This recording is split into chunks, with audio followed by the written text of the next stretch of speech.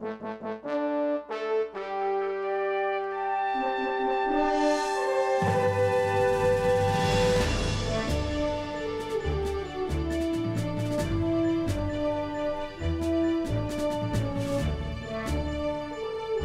Sunday, everyone, and welcome back to our Issues Birmingham. I'm Tommy Spina, and today we're talking to Jeremy Miller, who is with We Care and Unlocking Second Chances. It's essentially a prison ministry that is unlocking the barriers that people that are coming out of prison face in trying to get reintegrated into society. Jeremy, thanks for being with us. Thank you. And I know you have a great passion for what you do. Could you tell us a little bit about how you ended up in the place that brought you to us today? Absolutely. Ever since I've been an adult, basically, I've been involved in some kind of prison ministry, and it was just as 8 years ago, I made a decision to move to Alabama to work full-time in prison ministry for an organization that was called We Care Program. Where'd you come from? Moved here from Ohio, and it's okay. And we'll let you be Southern. You know Buckeye fans down here? There might be one. Okay. So I moved here to Alabama, and Roll Tide. But anyway, I work in prison ministry down here, and I have a passion for it because I believe that men and women are not throwaways. I believe that they can have a second chance at life, and I believe that starts inside a prison. And I want to introduce programs and work with programs and things that would help them when they get out of prison. So when they get out of prison, that they can stay out of prison. Yeah, the idea is to reduce recidivism, but there's so many obstacles. I'm a criminal defense lawyer, and constantly being asked the question, how will this affect my future? Mm-hmm. And I always tell people it would depend on who you're talking to. For a person like me, as long as it's a nonviolent crime, it's not going to trouble me to hire a convicted felon. Mm-hmm. But for people like the post office or NASA, and you're in a two-horse race for a job, you're more than likely going to finish second in that race. Mm-hmm. So what are some of the barriers? I know driver's licenses are one. Mm-hmm. Quite shockingly, there are close to 44,000 barriers in the United States to men and women leaving prison. Would you list them for us? No, I'm teasing. Most 44,000. Most of those have to do with employment and housing and things like that.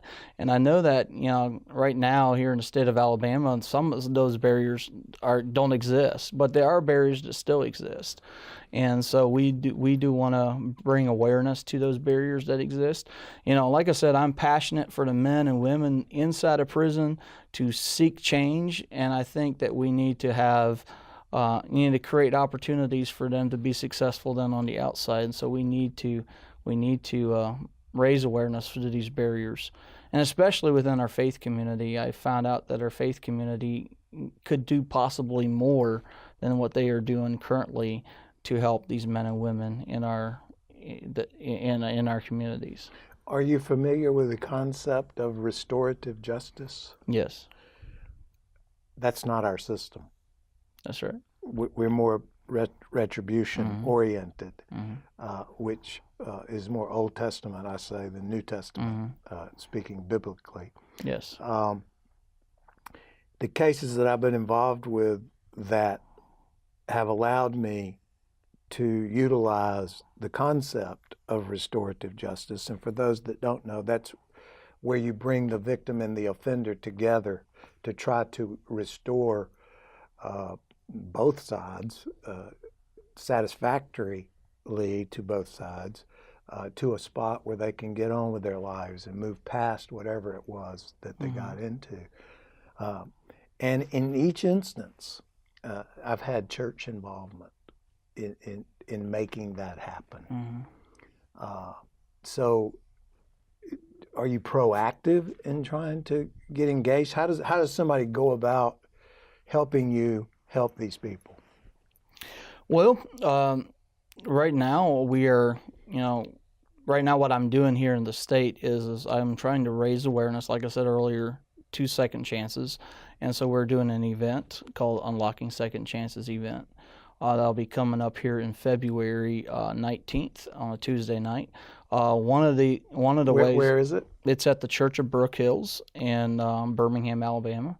And one of the ways that people can get involved is to come to this event and just really, hear the need for second chances. And then there'll be ministries there. There'll be ways that they can plug into being active in helping provide second chances. There are ministries that are providing second chances to people right now, and it'd be awesome to see more people be involved with these ministries. How do you diffuse the fear, and I'm just presupposing this, of those employers, for example, that you're wanting to give this person who's coming out a break? How do you diffuse that fear? Well, when I look at... I mean, you agree with me that there is a fear there. fear. There's a fear there. But when I look at the employers that have actually made a choice to hire men and women who have been incarcerated, they have had, a lot of them have had great success with them. There's this current documentary that's out there. It's called Knife Skills, and it really talks about that very thing and how that these men and women are employable, and that they can be great employees regardless of being incarcerated. If given the chance. Yeah, Well, if hold given that the chance. thought. I want to talk to you about the other side of the coin when we come back from break, okay? This is our Issues Birmingham. I'm Tommy Spina. Don't go away. We'll be right back with Jeremy.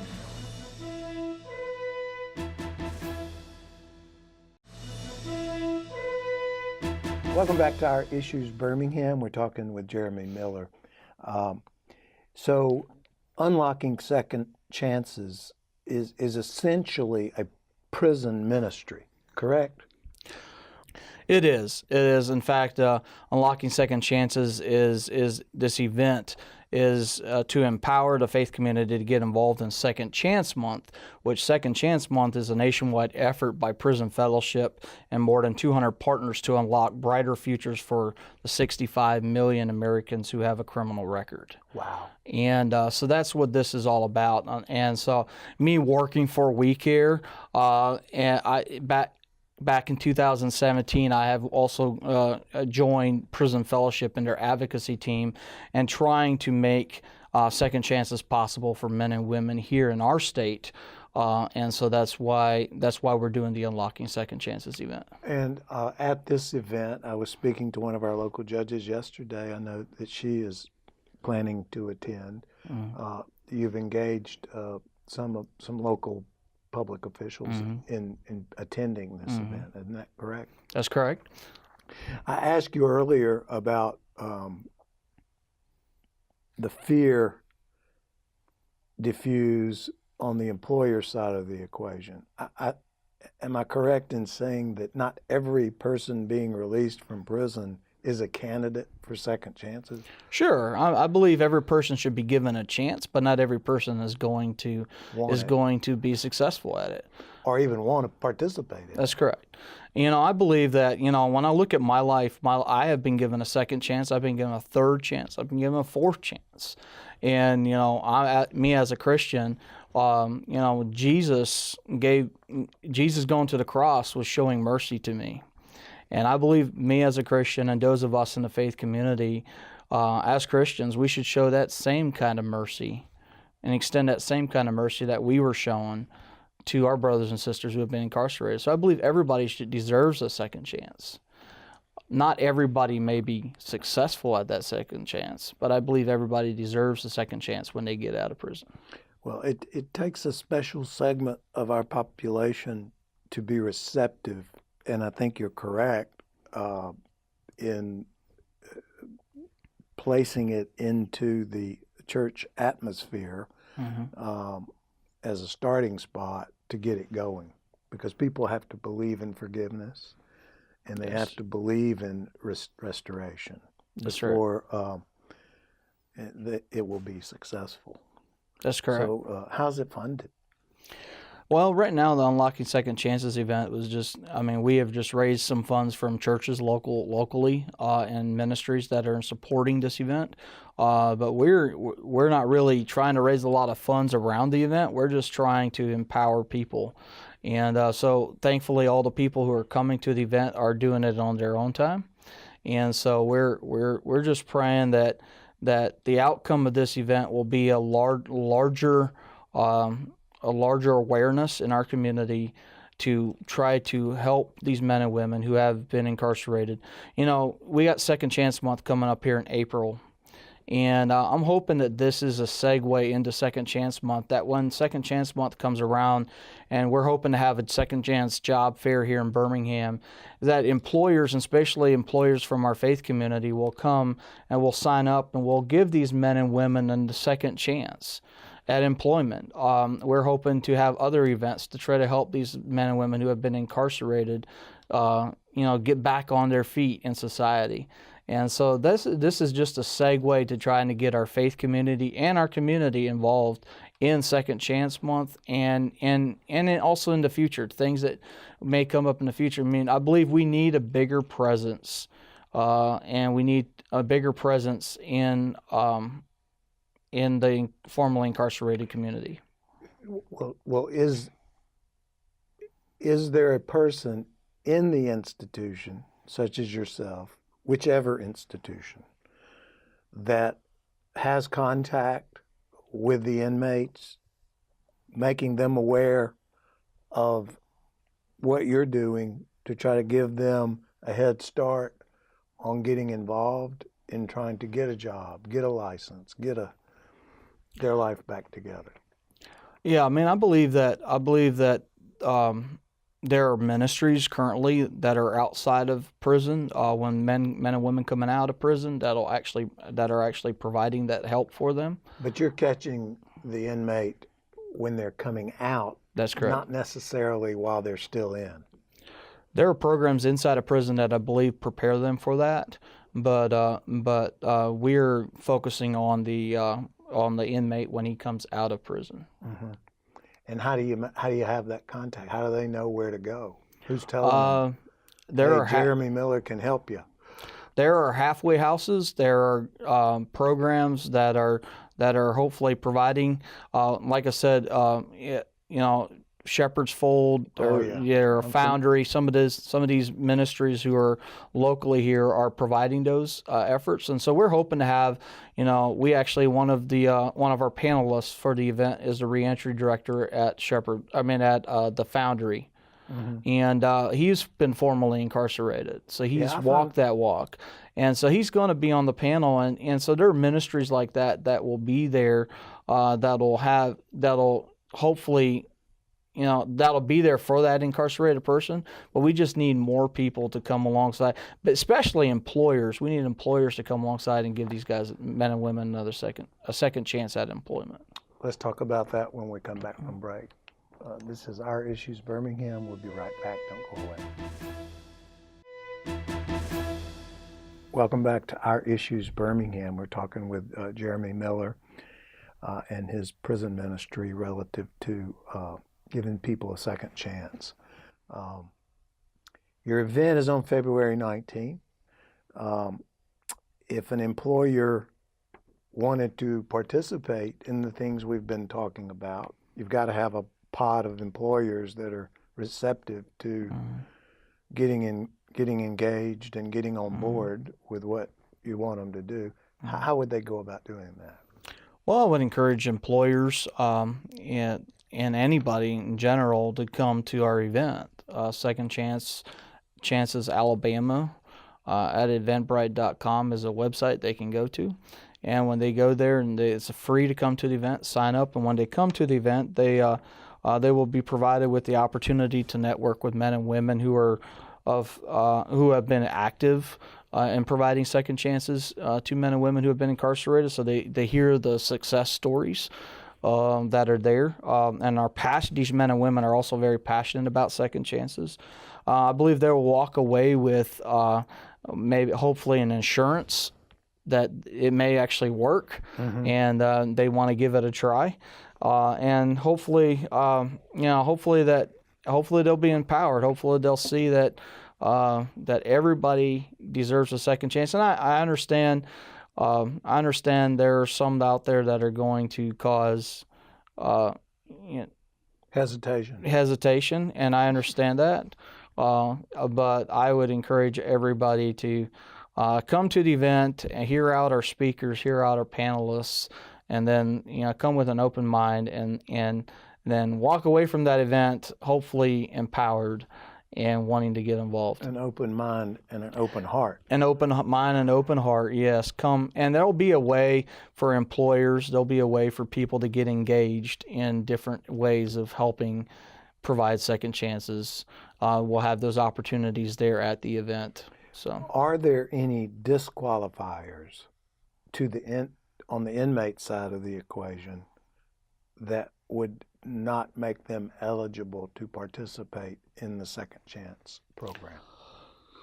Like type of offense is what I'm saying. Obviously, some of the collateral consequences that exist for men and women who come out of prison need to be there. Not all of them need to be taken away. Some of them have to be there.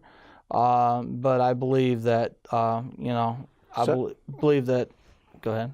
Just because somebody may have a sex offense, I mean, there's so many. You're not going to put them in a daycare. Well, that would be another crime. Yes. And there's so many rules and regulations. So those collateral consequences need to be there for those people.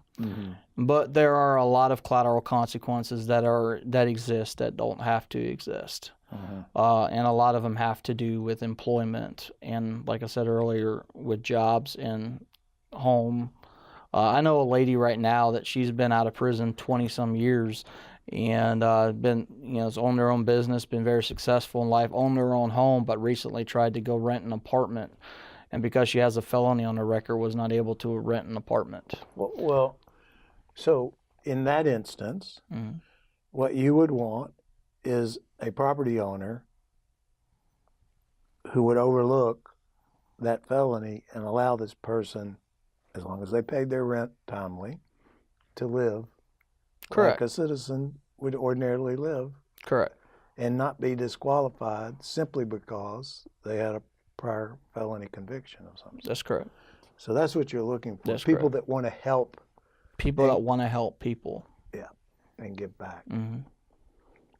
And like I said, I'm hoping that our faith community really gets involved in this. This is something our faith community has to get involved in. Oh, absolutely. How long has this been going on? Second Chance Month has been going on for, I believe, 2 or 3 years now, and it's really just to cause awareness. And like I said, it's an awareness month. April, Second Chance Month, is an awareness month that was started by Prison Fellowship, and I'm excited to see how many people have come on board with this month, and this event's just a segue, hopefully, to Second Chance Month 2019. Well, we've got to get people engaged and to open up. I mean, we read continuously, and I see continuously help wanted signs, particularly in the restaurant business. Are those the sorts of people you'd like to be involved? Absolutely. I mean, there's signs everywhere looking for help wanted in the restaurant industry. Absolutely. But then if you have somebody coming out of prison with a drug and alcohol problem, to me, the last place you want to place them is in that atmosphere where they're exposed to that. But hopefully spending time in what I call shock therapy, which is, gee, I don't want to go back there, would solve that problem. Well, I would encourage any employer to look at the documentary Knife Skills.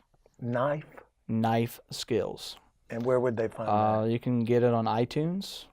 iTunes? You can get it on iTunes, and you can probably get it on Amazon also. But check out that documentary. It's one that came out in 2018, and like I said, it really speaks to the fact that these men and women can be employable And productive. productive. Thanks for being with us. I appreciate you coming on the show. Thank you. This is Our Issues Birmingham. Thanks for being with us to you as well, and we'll see you next Sunday.